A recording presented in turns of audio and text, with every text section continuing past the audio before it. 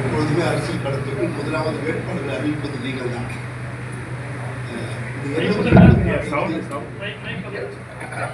236 தொகுதியில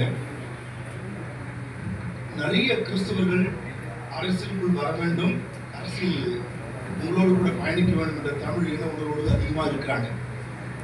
236 தொகுதியில தமிழ் இன உணர்வுள்ள கிறிஸ்தவர்களுக்கு நீங்கள் சட்டசபை தேர்தல் இருப்பதற்கு வாய்ப்பு தருவீர்களா?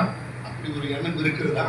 அப்படி இருந்தது என்று சொன்னால் அது எங்களுக்கும் அது நாங்கள் மட்டும் சொல்வதற்கும் செய்வதற்கு வாய்ப்பு இருக்கு. இல்லை, இது இந்த கேள்வி என்னை மட்டும் அசிங்கப்படுத்துறதா தெரியல, உங்களையும் நீங்க அசிங்கப்படுத்துறீங்க. அதை எப்படி செய்யாம வெறும் எண்ணிக்கையில் நிறைய பேருக்கு வாய்ப்பு கொடுக்குறோம். அதில் நிறைய பெண்கள் ஒவ்வொரு இடத்துலையும் பார்த்து எல்லாருக்கும் வாய்ப்பு கொடுக்குறோம்.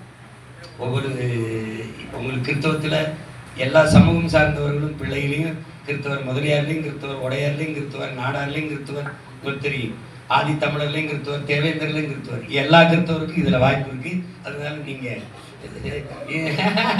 கொடுத்துக்கிட்டு இருக்கோம், இந்த வாட்டி கொடுக்குறோம். அதில் ஓட்டு குழப்பிக்காது. இந்த கேள்வியை இனிமேல் என்ன கேட்காது. நீங்கள் உனக்கு நீ 3 வேளை பறிச்சா சாப்பிடுங்கன்னு கேட்குற மாதிரி நீங்கள் நிற்கிறதா தெரியும் வேற